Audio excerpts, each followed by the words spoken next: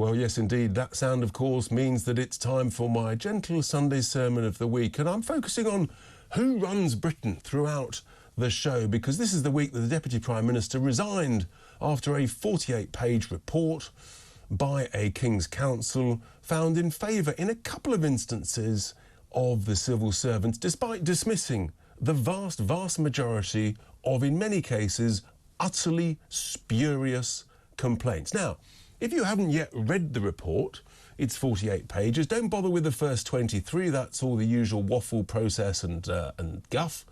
You go straight to page 24. You get to the findings of fact and you look at the complaints. And to try and set it in context, imagine, just close your eyes for a second. Imagine you're the head of HR at a big company, a big firm, and you've got lots of employees, and all of a sudden a bunch of these employees, they arrive in your office and they want to complain about the boss of one of your subsidiaries of this big business. Now, the thing is, when you actually drill into their complaint, it turns out that this group of people, some of them have never met the boss that they're complaining about. They've never sat in a meeting with that boss. They've never spoken to him, but they're still complaining about him. Really? That's literally what happened. The very first complaint was by a bunch of people who produced their complaint, having sat together and worked it out, almost like a sort of a grand committee. Yes, indeed. There were 9 of them. Nice people, I'm sure. Nice people. But also their complaint not only related to the boss in question, but to a bunch of other ministers that they seemed not to like, even though they hadn't worked with them either. They said it was unreasonable that they were asked to produce a report by a certain deadline, even though they produced no evidence that the deadline was unreasonable. So they drew this complaint up with at least 9 of them by committee. Quite rightly, the head of the HR sent them packing. If it had been me, I'd have sent them packing pretty quickly, because there was no evidence whatsoever. It was produced by a committee, and that was that. Well, those civil servants, they went away, tail between their legs. But they weren't quite content there, were they? So imagine you're the same head of HR of the same big business. 6 months later, they come back. Oh, they've spoken to a lawyer. Now their complaint is a little bit more formal. They've had a lawyer draft it. And just to add a bit of pressure on you, they've, in breach of their contract, yes, in breach of their employment contracts, they've spoken to the media. And the media, friendly media, have published it. So that sort of ramped up the pressure on the business. You can imagine where this is going.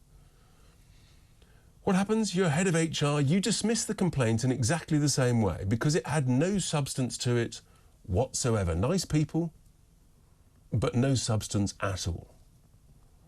And here's where trouble starts, because just a few days later, another 5 complaints from another bunch of people in the same department. So you can see what's happened here. They weren't content with their original utter failure, so they've now sought additional support and help from other members of the same department who also coordinated and discussed their own complaints. But they got their act together a little bit more. And the main complaint they had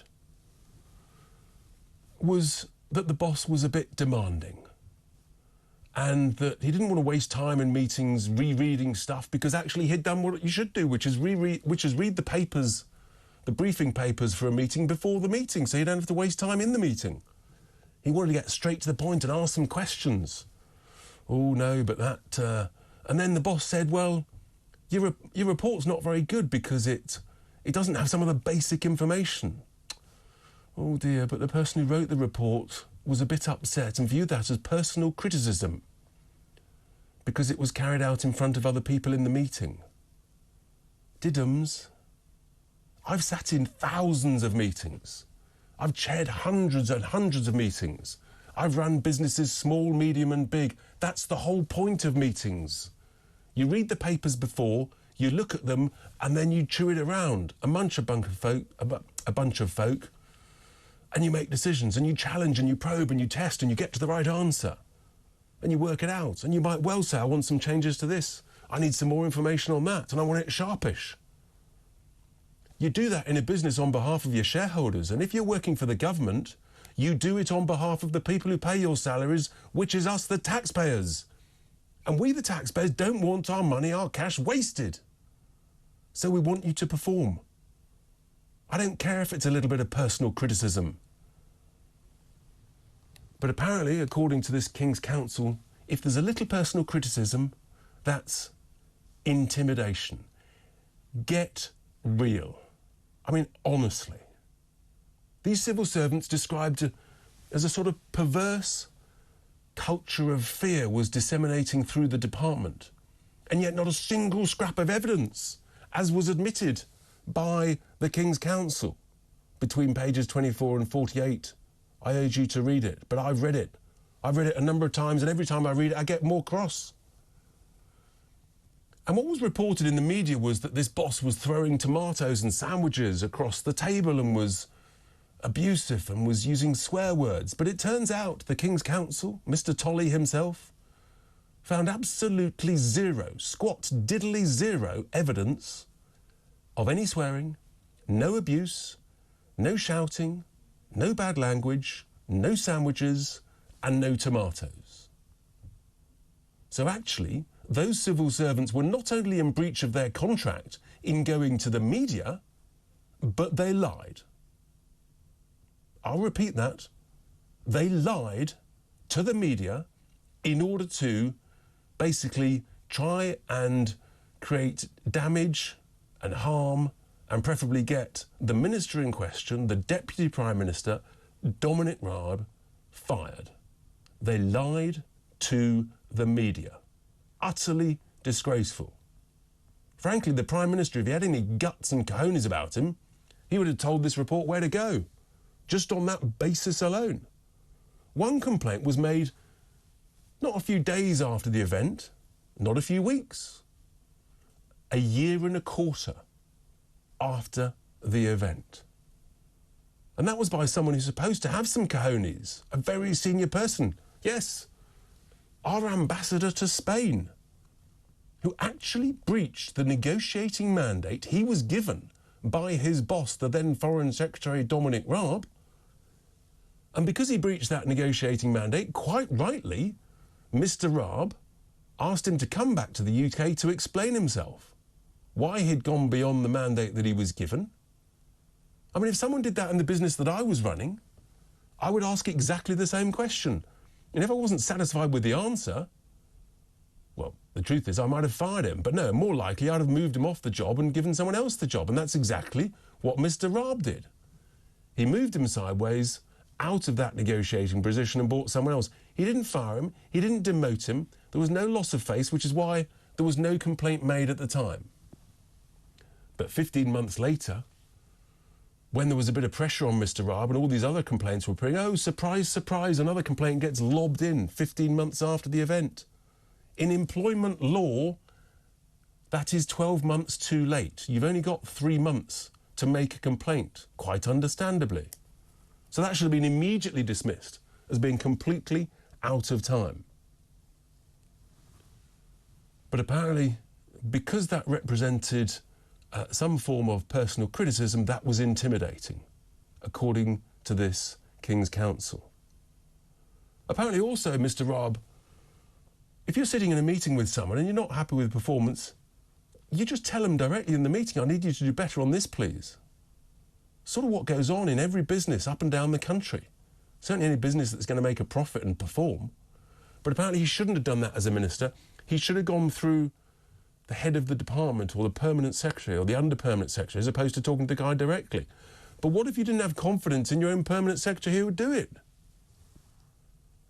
It proves to me that the civil service is a dinosaur organisation where you've got to go through all these line managers as opposed to cutting through all the waffle, cutting through the bureaucracy, getting to the point with the person in question, sharpish, on behalf of the taxpayer who's elected you there on a policy platform to do your job. Truly unbelievable. No evidence whatsoever that the work deadlines were unreasonable, and Mr. Raab was just concerned that basic information was missing. I would say to these civil servants, welcome to the real world, welcome to the private sector. Frankly, many of these civil servants, they wouldn't last 10 minutes in the private sector if that's what worries them. Which then begs the question, why are we, the taxpayer, wasting our cash having to pay for these people who wouldn't last in the private sector? They need to get a bit more resilience, a little bit more robustness about them. And that's why it's so important we develop the next generation, our young people, with some resilience and robustness. These complaints were a cooked up load of utter balderdash with the deliberate aim of removing Dominic Raab, our Deputy Prime Minister, by civil servants who were furious because Boris Johnson refused to fire Priti Patel for a bunch of other complaints which were really clearly, based on this sort of evidence and track record, I suspect, very spurious. At least Boris Johnson, for all his many faults, had the courage to stand by his minister, and that's where Rishi Sunak completely and utterly bottled it. He's a coward. He wouldn't stand up for his own man, who loyally supported him through his leadership campaign. Dominic Raab did. And apparently Mr. Raab used the words useless and woeful. He denies it, but apparently, well, in the private world, that sort of language is used all the time. We're busy, there's a bit of tension, we're trying to make profits for shareholders, we're trying to grow the business. It's a competitive world out there. This is the sort of reason why competition's a good thing. And because he interrupted someone in a meeting, apparently that was intimidating. Really? Just because you interrupt someone? I mean, when we're having an interview with people, with guests on the show, if we interrupt them, is that intimidating? Of course not.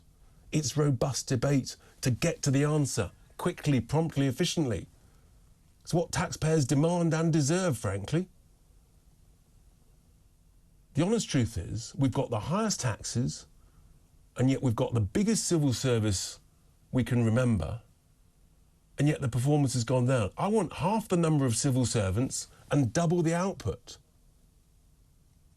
Mr. Raab wasn't abusive. He didn't shout, he didn't swear. He might have been a little bit sharp and a little bit abrasive, but that's the personality of the man. He wants to get stuff done. Good. Absolutely good. I think we've been badly let down here. The Prime Minister has bottled it. The civil servants have got their day. They've won the man, and now they're after the next one. I can safely say, having read that report a couple of times, I've never read such a woeful litany of wet, weak, soft, lily-livered drivel for many a decade. God help our country if that's typical of our senior civil servants.